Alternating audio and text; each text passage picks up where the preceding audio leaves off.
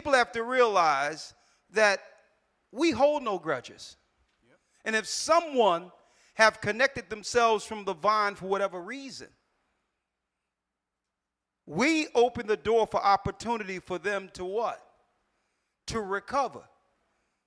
To bring their brick to know that forgiveness is a key element within all of this ministry. This is what we do. So we even going to reach out to other people and say, listen, Satan put you on the sideline. Here's your opportunity to get into the war that you knew you were called to fight. And this is it. And I'm going to tell you, and there's a lot that I want to say, but I'm not even going to say it. I want y'all to see the power of Christ's ministry. What he have actually sown in the gathered of Christ church, it will be manifested before your eyes.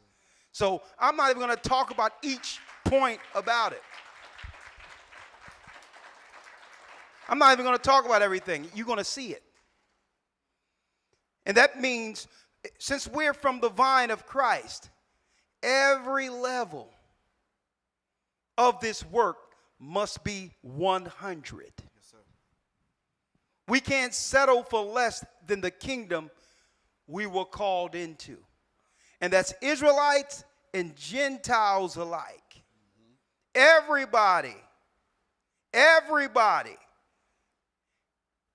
to have a work. Yes, we must congregate, not forsake the gathering. But what is your work? One-on-one, where when you stand before the Almighty and when you stand before Christ in judgment, he'll say, you know what? I instilled this idea in you, and guess what? You executed it. Everyone has an idea. That's right, a seed that Christ planted in you that led us all here. And it ain't up to Rawchaa or the gathered of Christ church to have you fulfill in your spirit what you know you must accomplish. Only thing we can do is water the seed. But you must bring it forth. So yes, everyone here is here to congregate. But guess what? You're here as a laborer. Something happened in my spirit the last couple of weeks. I went into North Philadelphia, and I seen how defeated our people are. I just watched and I looked. I'm like, they don't even have no idea how critical this is. Our people have accepted death, have accepted their circumstances, and guess what? They don't see no way out. They're just living with it. And I'm like, you know what? It's time for us to be the light. It's time to shock them back alive. Let them know that not only that we see them, that Christ and the Most High know what's in them to finish. It takes one of us to stimulate that. And this is what I was called to do. And that's why I'm going out today. I know it's going to be some serious stuff going on, but guess what? Man, I was born for what's about to go down. Right? So again, look around and see the work of the Almighty. Real quick, Bishop, give me Matthew 25 and give me John 15. Yes, and after I do this, we're going straight out in the spirit of what we're talking about right now. I'm going to tell you, we're going to be dropping everything. We're going to be dropping the truth of vaccines, the mark of the beast, how everyone betrayed one another during that time, how they've placed LGBTQ over our community, how they systematically separated our families. It all. And we're going to link it right back to that foreigner, Barack Hussein Obama, who was a catalyst. At a critical time, it was the one time that we believed and trusted that one man would have our interests at heart. And all of our hopes as a people were dashed to pieces. Yes, sir. And it also, and I'm going to be here to say, you know what the problem was? The problem is that if we put that same hope in Christ, our people would be way further than we are right now.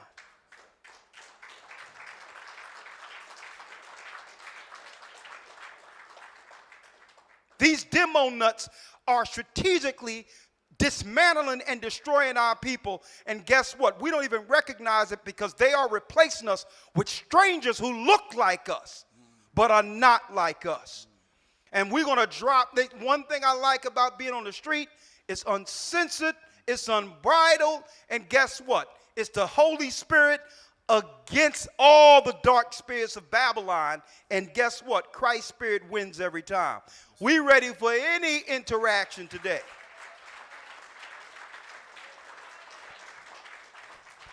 Let's read it, Bishop. Yes, sir. This is the book of St. Matthew, chapter 25, verse 1. Yep. Then shall the kingdom of heaven be likened unto 10 virgins. 10 virgins. Which took their lamps and went forth to meet the bridegroom. When we first got this truth, Christ lit something up in us. We couldn't sleep, we couldn't eat, we couldn't think. Like, oh man, what is this? It was that lamp Christ lit in us. And sometimes we forget that initial spirit that galvanized what we see as the gathering. It's that passion that led us here. It's the same passion y'all seen when you first seen a video and say, hold up, this is something different. It's that light, that lamp. And I pray that Christ never put that fire out. That passion that led me here, this close to the kingdom. He says what? Read it. Yes, sir. The kingdom. Verse 1. Then the kingdom of heaven shall be likened unto 10 virgins. Like 10 virgins. Read. Which took their lamps and went forth to meet the bridegroom. We're on our way. He gave us a lamp to navigate through Babylon's darkness.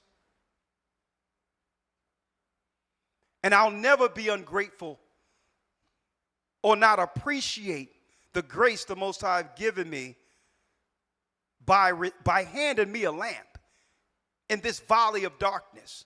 And sometimes we take that for granted. The fact that we can actually see. Read. Verse 2. And 5 of them were wise, and 5 were foolish. There were 5 wise, 5 foolish. The 5 wise understand what Christ has bestowed in me is unique. It's above anything that the world could understand. And I'm going to what? I'm going to nurture this and not allow this lamp to go out. I'm going to protect this with my life, knowing it is my life on the line. Now, the foolish virgins receive the same thing. It's the same seed, the same light, the same direction. But these are they who take what? Who take the truth for granted. They feel that they were entitled to know. As if the Most High didn't specifically open their eyes one day. They were in the same darkness. We were all in the same darkness together. And some of us feel what? Well, I was supposed to have seen. This was about me the whole time. Right? So it says 5 wise and 5 foolish. Let's talk about the 5 each. Read it. Verse 3. They that were foolish took their lamps and took no oil with them. There you go. You got to continually nourish the spirit. Keep the lamp alive. Even if it's doing one thing, 2 things a week. You're not going to, that light go real dim. You'll be like, hold up, I got to do something. And whoo, it lights again. These people had what? The spiritual intelligence the insight to understand where they were when Christ called them from where they are now. And say, well, hold up. I don't have the same passion. I don't have the same sacrifice. And what happens is Satan starts playing in people's mind. They'll have you look on the outside of you to make you believe that, okay, it's because of this your light is going out. Look at this and look at that and look at this. When you are responsible for keeping that light alive, you are. Look at this, look at that. So, because guess what? In a world of darkness, if your eye be evil, your whole body is evil. That means if you're looking for something dark on the outside of you, it's already in you. It's already in you. And it is not for you to keep your light going. It's to get you off the battlefield. I never understood it. Now I understood when I look at the scriptures and I start understanding how the Most High work with each individually uniquely. Not one individual he deal with the same. So I start looking into the prophets and I'm looking at David. Saul is seeking David's life.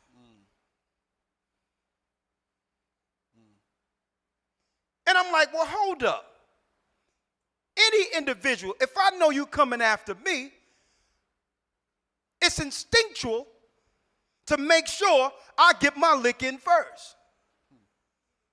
Because it's known throughout the land you're trying to kill me. Huh? What you want? All right, now I understand this. And I looked at that story and I'm like, this is deep. Because David said, you know what? He left a sword right next to Saul's head while he was sleeping. I could have got you. Man, don't you know who you're dealing with? I got you. And then the man who would kill Saul, David said, you're not supposed to touch the Most High's anointed. And I'm like, he showed grace to a wicked man, to a man that was after the anointed seed that would bring forth the Son of God. And I'm like, how can I not understand how important every individual is in this earth who has the same opportunity I was given to bring forth this truth? As long as they're living, they are the God's anointed, and we are not to touch them. We ought to be grateful for them. We ought to forgive them. We ought to help guide them. And that alone makes it where there is no darkness in you. So if somebody come after me and somebody do something to me, it's going to be because I stood for the light. Not the darkness that turned me against my own brother or sister. So that's what this light allows us to do. This light allows us to walk through and forgive. And to be a strong light for the world because people are looking. So this is what we have with this light. We have the light in us as the anointed. And the 5 wise understand that particular gift from the Almighty. Read. Yes, sir. Say Matthew 25, verse 5. While the bridegroom tarried, they all slumbered and slept. While the bridegroom tarried, they all slumbered and slept. Right? The bridegroom is tarrying, and now people are just slumbering. Who knows how long we have? What's going on with this? I mean, maybe I need to do this, or maybe I need to do that. Right? Read. And at midnight there was a cry made, behold, the bridegroom cometh. Look at that. He gave us all the same light, and then he comes as a thief in the night. Read. Behold, the bridegroom cometh. Go ye out to meet him.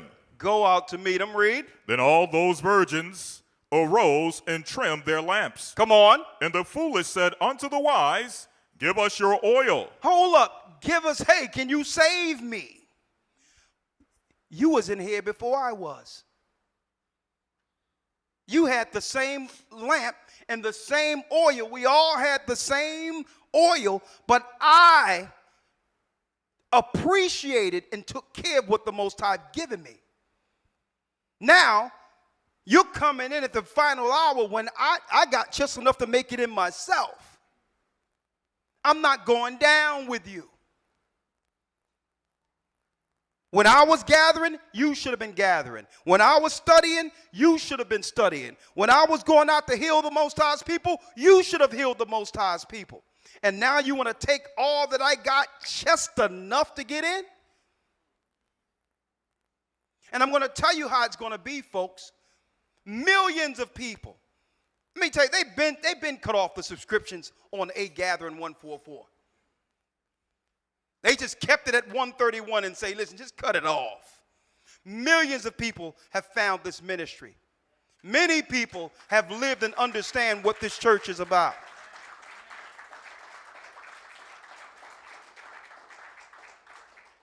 And you got many on the sidelines saying, guess what? I may not like these guys, and I may not like this black guy in particular. But I know when it all goes down, I wouldn't mind being in proximity with them. I don't care if someone hates me. I'm not here to be liked. I didn't receive this light to be liked. Christ gave me this light to burning in me to finish. I don't care who likes me. They hated Christ. So who am I?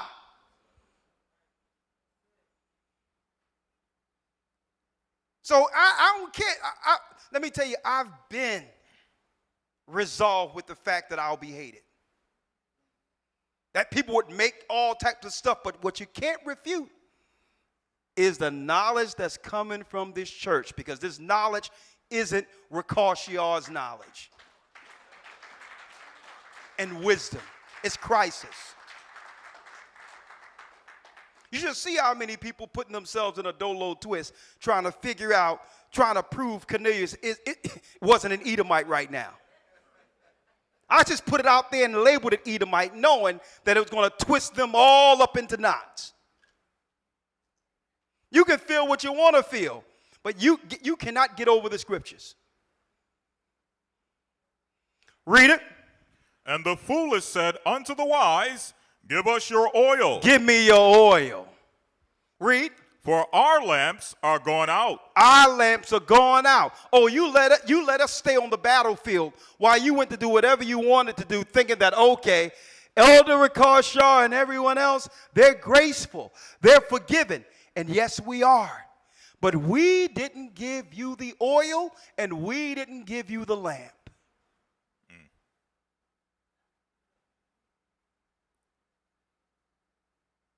Understand this. Even when Noah got into the ark, and it tells you in the book of Jasher, they tried to crash in and all that, saying, let us in. We know that your God is the God now. Forgive us, Noah. Noah said, listen, hey, I forgive you. I want to let you in. But the angels have shut me in. I can't even open this. Noah was so loving, hearing his friends, neighbors, those he knew around him, hit with his spirit, he would have opened the door and allowed everything to die because he loved these people so much. You got to get in where you fit in. And understand when there's a light in the earth directing us through. That's what the Most High have blessed us with in this church. Say what you want. Are we perfect? Absolutely not. But the doctrine is uncompromised, and it's nothing like this doctrine in the earth. I've looked for it, and I can't find it.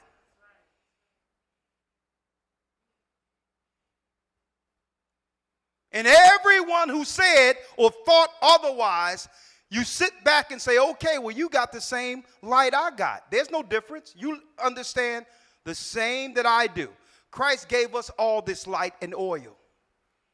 Okay, that's good. That's a given. I know you got it. Okay, so what are you doing with it? You think Christ gave you the light to hate on the one, a vessel or a servant who introduced the light to you? That's what he gave it to you for? Have at it. Read on. Verse 9. But the wise answered, saying, Not so. You ain't getting what belongs to me, because I did everything Christ tasked me to do. You were in this race with us. And there's many people out there that are in this race and don't know what to do with their light. And when their light begin to go out, they begin to blame others. You are responsible for keeping your light lit, your oil filled.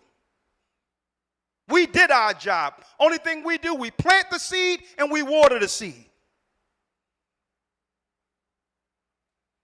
And from the time the gathering of Christ Church began, there haven't been 1 week we didn't sow seed and water seed. That's our position. Read. But the wise answered, saying, Not so, lest there be not enough for us. Listen, we want to give it to you, but everything we got is knowing that all the resources are about to dry up. And while you were doing whatever you were doing, the Most High made sure we would have just enough provisions for those who appreciated what this is. What this is. And whatever the Most High is doing when the mark of the beast come on the scene, I believe the Most High is going to have us with just enough to preserve the people who's here and who's out there, who he would gather with the body. And that's why, hey, I'm like, you know what? We need to hit these streets. Because there's some spiritually hungry people out there who've been waiting to hear this, who would appreciate it and understand. The last shall be first, and the first shall be last. They're going to come in running like we did for the first day, and it's going to help us get over the finish line.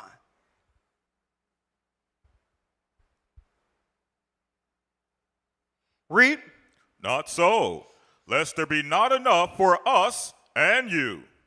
But go ye rather to them that sell and buy for yourselves. You go, listen, you know what it is. You got to get it from the outside of us because we planted the seed. You're going to have many people at the last minute, brothers and sisters, are going to come and say, remember this?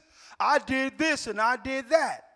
Hey, were you shoulder to shoulder with your brothers and your sisters who are sacrificing their life to spread the word of God? Did you commune with your brothers and sisters? Did you show charity to your brothers and sisters? Where were you? Everyone wants to come when it's the party, when it's a celebration. Folks, let me tell you, this church is a round-the-clock church that's working even in your absence. Even in our absence, in preparation for what's about to come. What's about to happen, there's nothing that we've learned in this earth can prepare us for what's about to come through those doors. Nothing. If Christ don't get us through this, we wouldn't make it.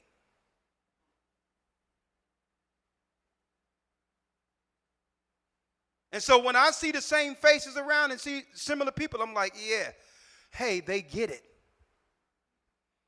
Because even if it's coming through to get a little bit of oil, because you're going to always get an idea and understanding or an insight that you didn't think that you would receive walking through the door. And that's what happens when two or more are gathered. The Most High sends a message. And it's going to be like this from Sabbath to Sabbath. Us filling our oil.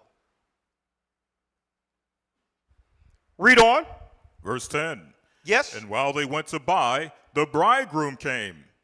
And they that were ready went in with him to the marriage. And the door was shut. And the door was shut. And we can't shut the door. It's Christ shutting the door like it was before it rained during the days of Noah. It's going down. It's going down. Christ is going to shut the door. Ain't nothing I can do. And let me tell y'all, folks, as in the days of Noah, then shall the coming of the Son of Man be. There will be a celebration. But the true celebration happens after we overcome the tribulation. Hey, today will be a spiritual war, and we're going to be ready for it. And the Most High says, through the mouth of babes, I'll speak to my people.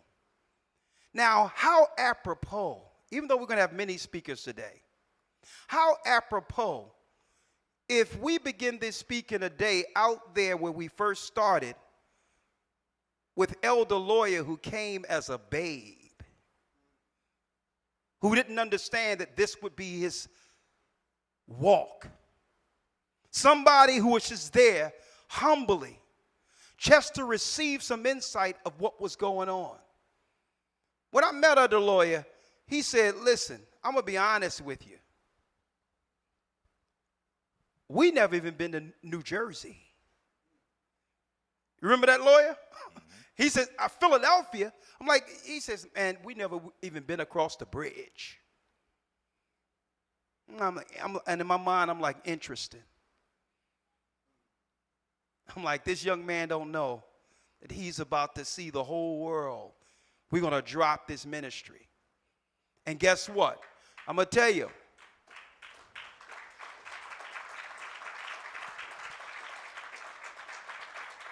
Straight faith. Drop everything. Yahweh was being sought after in high school for scholarships to play college basketball.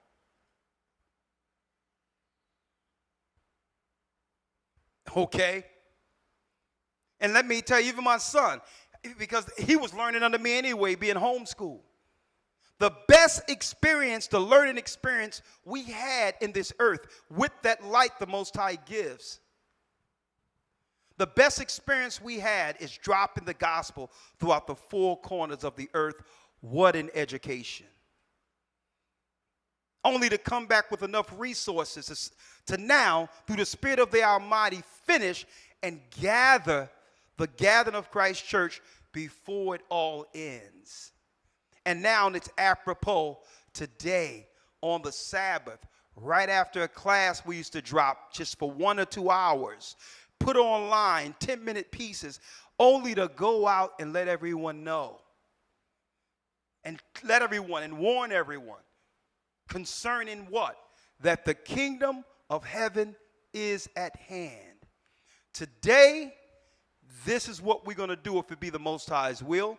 And we hope many come to the water and come to Christ before the doors close. Shabbat Shalom. We're going to go out to the streets and give them heaven. Blessings. The Bible. Is it hard to understand? When it comes to reading the Bible, the first thing that comes to mind is the fact that this is the Word of God. The seals have been broken, and the truth is here.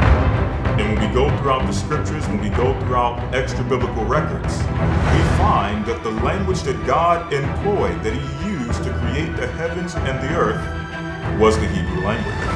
Christ said, I came for the lost sheep of the house of Israel. But yet no one, no religious leader, no religious church out there anywhere can now identify the 12 tribes of Israel. Can we?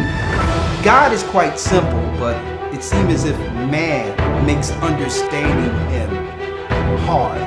What are those mysteries? The truth of your book and the truth will make you free. The Hebrew and Bible Academy, you're invited.